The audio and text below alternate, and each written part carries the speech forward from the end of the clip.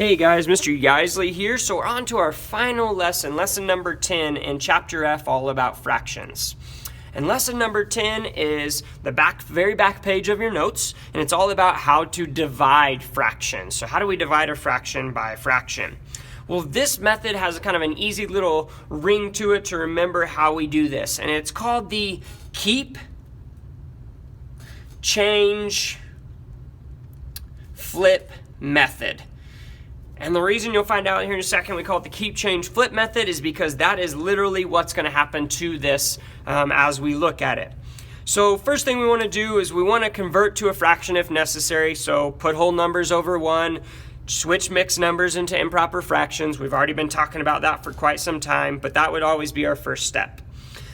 Once we've done that, then we are going to use our keep, change, flip method. So this is where it starts. So the first thing we're going to do is we're going to keep the first fraction, so the first fraction in order, we're going to keep that the same. So keep the first fraction the same. So we're going to write it again exactly as it is.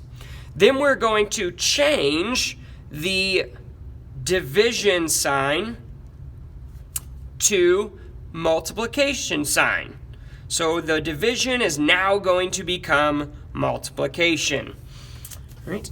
And then the last thing we're going to do is we are going to flip the second fraction. So we're going to make the numerator the denominator, and we are going to make the denominator the numerator. This is known as the reciprocal. Right? And you should have defined that in your vocabulary. The reciprocal is the same fraction flipped upside down. Right? So whatever was in the denominator becomes the numerator, and what was ever in the numerator becomes the denominator. And once we've got it now into a multiplication looking problem, we're going to multiply as normal. We can use our simplification trick that we learned about, or we can multiply out and then reduce, but always check to see if we need to reduce the final fraction, especially if you don't use your simplification trick. All right, so let's take a look at our 3 examples. Example A, we have 3/4 divided by 8/5. Well, first thing, do we have any improper fraction or whole numbers? No, we don't, all right? So we're good there. So that means step 2, we're going to keep, from our keep, change, flip method, keep the first fraction the same. So 3/4 is going to stay the exact same, 3/4, right? Next step, we're going to change. So we're going to change the division sign to a multiplication sign. So instead of division, it's going to become multiplication. And then last thing we want to do here is we are going to flip the second fraction. We're going to make it into its reciprocal. So 8 was in the numerator here. It's now going to be in the denominator here. 5 was in the denominator here, so it is now going to be the numerator here. So now we end up with a multiplication problem that looks like 3/4 times 5/8.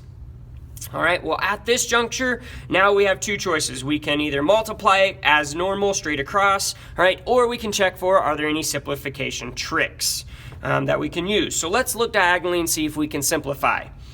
Well, 3 and 8, they do not have a common factor other than 1. Right? And 4 and 5, they do not have a common factor other than 1. So that means when we multiply across, whatever we end up with is going to be the simplified version of that fraction. And I can tell because I checked for simplification early. So let's multiply then. 3 times 5 is 15, and 4 times 8 is 32. So my final answer here is 15/32. So again, I could have multiplied it out across, then checked to see if it needed to be reduced, which it doesn't. But if I check that simplification trick early on the diagonals, I know that the number I end up with here is as simple as possible. All right, well, let's try example B. So first things first, do I have any whole numbers or mixed numbers that I need to change into improper fractions? Well, I see the first fraction is completely fine, but the second number in the division is a whole number, so I'm going to put that over 1. So now I've got it converted into an improper fraction. So now I can go into my keep, change, flip method. So first things first, keep the first fraction the same. So 5/8. All right. Change the division sign to multiplication. And then last thing, flip the second fraction, create its reciprocal. So instead of 10 being on the top, it's going to be on the bottom. And instead of 1 being on the bottom, it's going to be on the top. All right, well now I'm going to choose to check for my simplification trick before I multiply. So I'm going to look at the diagonal. I've got 5 and 10. Do they have a common factor? Well, I know 5 goes into both of those. So I'm going to divide them both by 5. So 5 divided by 5 is 1. And 10 divided by 5 is 2. So I have simplified those. Look at my other diagonal, 1 and 8. Well, anytime 1's involved, I know I can't simplify that any further. So now I can do my multiplication across. So in the numerators, 1 times 1 is 1.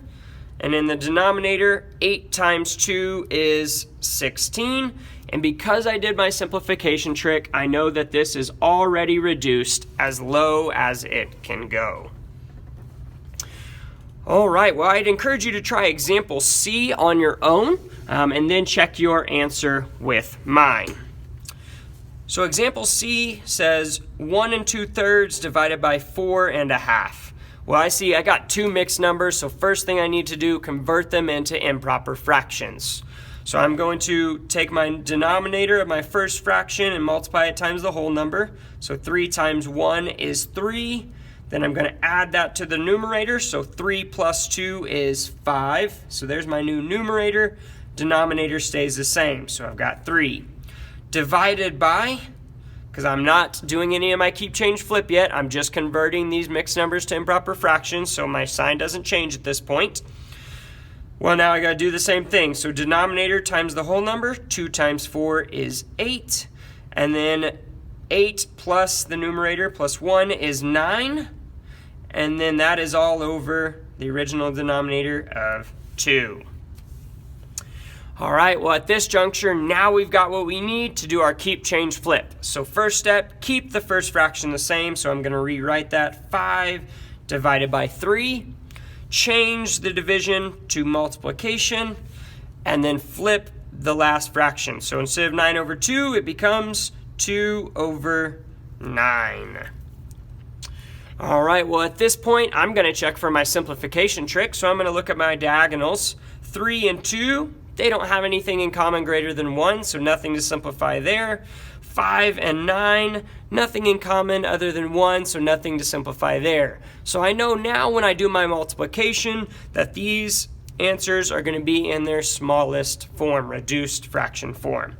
So 5 times 2 in the numerator is 10, over 3 times 9 in the denominator is 27, and I know that that is the smallest form of that fraction, the simplified form, so that is my final answer.